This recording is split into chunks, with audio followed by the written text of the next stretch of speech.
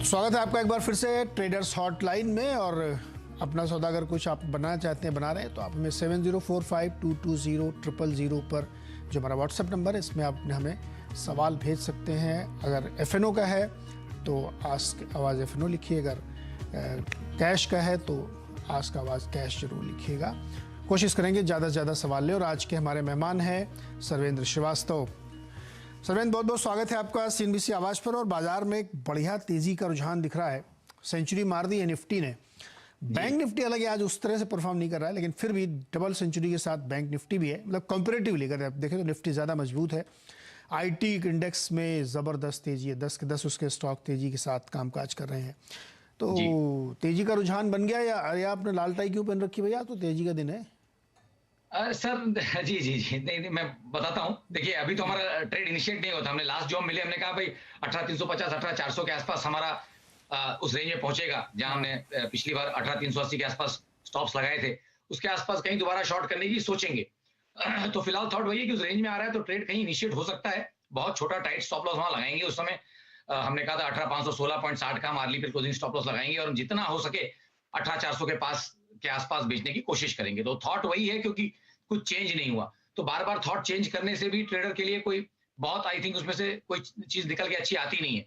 तो we are just going with the thought कि वो जो थॉट बना के रखा है, और जैसे आपने पॉइंट आउट किया कि सारे इंडाइसेस अपना अलग अलग कर रहे हैं। निफ्टी थोड़ा इस लेग में और परफॉर्म करके आ गया, बट आप स्मॉल कैप इंडेक्स देखिए, मिड कैप इंडेक्स देखिए। आई थिंक निफ्टी का रुझान 15-20 दिन से अच्छा चल रहा है, बट वो अपने हाइस के आसपास नहीं जा पा रहे। और बैंक निफ्टी भी अगर आप देखें तो कोई बहुत ज्यादा आउट परफॉर्म नहीं कर पा रहा है। सो क्योंकि ये जो सिग्नेचर होता है एक short to medium term top के आसपास कई बार देखे गए हैं, चाहे आप पिछले कितने भी साइकिल्स उठा के देखिए, तो ये होता है जब सारे इंडाइसेस एक दूसरे के साथ चलना मना कर दें और उनकी चाल थोड़ी सी बिखर जाए, तो जिसको हम बोलते हैं स्कैटरिंग इन द ब्रेथ। जो स्कैटर हो जाए मार्केट और आपको दिखे कि ब्रेथ भाई उतना ओवरऑल साथ नहीं दे पा रही है, बट फॉर सम नंबर्स 5-10 जो हैवीवेट्स हैं वो रोज आपको निफ्टी में एक नया नंबर दिखा दे रहे हैं या बैंक निफ्टी में नंबर दिखा दे रहे हैं, तो वो कोई बहुत हेल्दी संकेत नहीं है मेरे हिसाब से।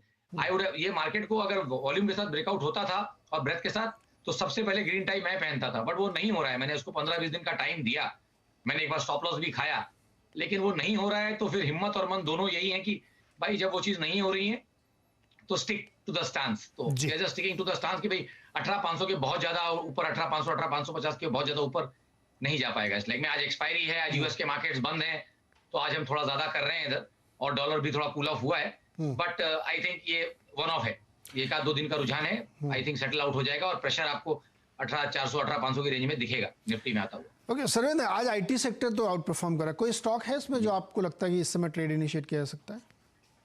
देखिए, आईटी रिलेटिवली लास्ट कुछ दिनों में आप देखेंगे कि आउट परफॉर्मेंस आई है, बट ओवरऑल आप देखें तो अभी भी आईटी इंडेक्स या आईटी के अगर आप स्टॉक्स देख लें तो सब ऊपर से मेरे हिसाब से अभी भी 15-20% नीचे ही हैं। ज्यादा भी होंगे, बट करेक्शन जिनमें है, और ये ऊपर से अपने भाव से सब एक 15-15%, 20-20% नीचे मुझे दिख रहे हैं। तो यस, ये पुल बैक है, अच्छा पुल बैक है, इसमें कोई डाउट नहीं है। बट मैं कुछ हैवी वेट्स को देखूं तो सब अपने लॉन्गर टर्म एवरेज के आसपास पुल बैक करके आ रहे हैं। तो बहुत इंपॉर्टेंट है कि इनके आसपास यहाँ पे क्या सेटअप्स बन रहे हैं उनको देखने का। मैं निफ्टी आईटी इंडेक्स पे ही रुझान दे देता हूँ। आई थिंक जहाँ पे चार्ट्स मुझे एकदम लेवल्स क्लियर दिख रहे हैं, तो मेरा थॉट ये है कि अगर आप इसका पिछला एक स्विंग देखेंगे, इसको लास्ट आप 8-9 महीने से देखेंगे, तो आईटी इंडेक्स जो है वो तकरीबन 30,700 30,800 के ऊपर टिक नहीं पाया है। तो आज हम 29,700 के आसपास चल रहे हैं। तो मे बी अनदर 4-5%, बट उसके बाद यहाँ पे भी मुझे लगता है कि जब तक ये क्लियरली 30,700 के ऊपर ब्रेकआउट नहीं करेगा, तब तक मुझे लगता है कि प्रेशर इसमें भी हायर लेवल्स पे वापस आ जाएगा। ठीक।